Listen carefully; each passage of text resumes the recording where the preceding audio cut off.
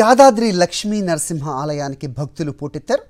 ఆదివారం కావడంతో స్వామివారిని దర్శించుకునేందుకు భారీగా తరలివచ్చారు. దీంతో ఆలయంలో క్యూ లైన్లు భక్తులతో కిక్కిరిసిపోయాయి.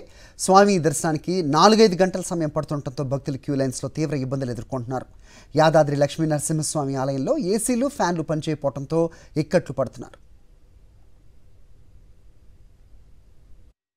క్యూ లైన్లలో గంటల తరబడి నిలబడే పరిస్థితి ఎదురవడంతో పలువురు మహిళలు అనారోగ్యానికి గురయ్యారు. నిన్న క్యూ లైన్స్లో నిలబడి 3 భక్తులు స్పృహ తప్పి కింద పడిపోయారు. వెంటనే గమనించిన ఎస్పీఎఫ్ పోలీసులు అలాగే ఆలయ అధికారులు భక్తులను హాస్పిటల్కు తరలించారు. ఆలయంలో సరైన మౌలిక సదుపాయాలు కల్పించలేకపోవడంతో భక్తులు ఆగ్రహం వ్యక్తం చేస్తున్నారు.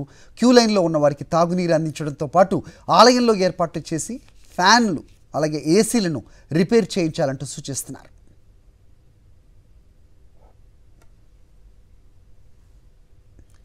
ఇదే అంశంపై అప్డేట్స్ మా కరెస్పాండెంట్ అశోక్ అందిస్తారు. అశోక్, తెలంగాణలో ప్రముఖ పుణ్యక్షేత్రమైనటువంటి యాదాద్రి లక్ష్మీనరసింహస్వామి దర్శనానికి భారీ సంఖ్యలో భక్తులు తరలి వస్తున్నారు.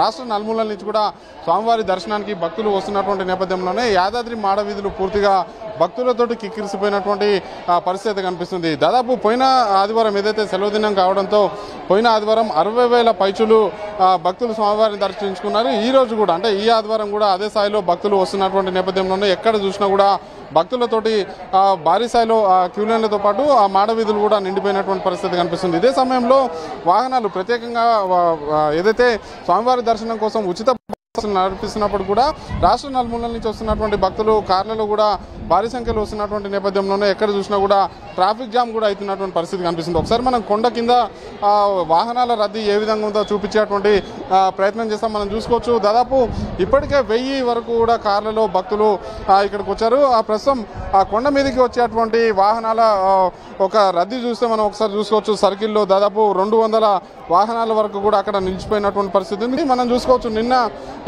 ఏదైతే హైదరాబాద్ నుంచి వచ్చినటువంటి 3 మహిళలు కూడా క్యూ లైన్లలో వేచి ఉన్నటువంటి క్రమంలోనే ఫ్యాన్లతో పాటు ఏసీలు కూడా సక్రమంగా పనిచేయకపోవడంతో స్పృహ తప్పి కూడా పడిపోయినటువంటి పరిస్థితి ఉంది. తాగునీటి వసతి కల్పించాలి, ఏసీలతో పాటు ఫ్యాన్లను కూడా తిరిగేలా సక్రమంగా పనిచేసేలాగా చూడాలని చెప్పేసి కూడా భక్తులు అయితే విజ్ఞప్తి చేస్తున్నటువంటి పరిస్థితి కనిపిస్తుంది. కొంతమంది భక్తులు ఉన్నారు, ఒకసారి మాట్లాడదాం. చెప్పండి, ఎక్కడి నుంచి వచ్చిరండి?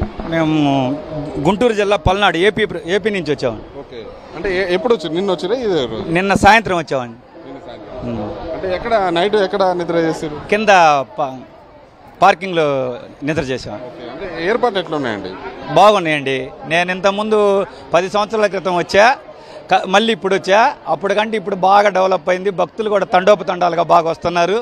మేము హైదరాబాద్ నుంచి వచ్చాము సార్.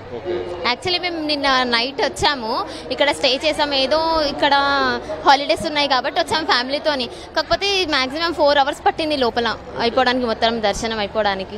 కానీ బాగుంది టెంపుల్ మొత్తం అయ్యేసరికి. తెలంగాణలోనే పెద్ద పుణ్యక్షేత్రాల్లో ఒకటిగా ఉన్నటువంటి యాదాద్రిలో భక్తులు ఇబ్బందులు ఎదుర్కొంటే మాత్రం ఖచ్చితంగా అది విమర్శలకు దారి చేసే అవకాశం ఉన్నటువంటి నేపథ్యంలోనే ఆలయ అధికారులు దీనిపై దృష్టి పెట్టాల్సినటువంటి అవసరం అవుతుంది.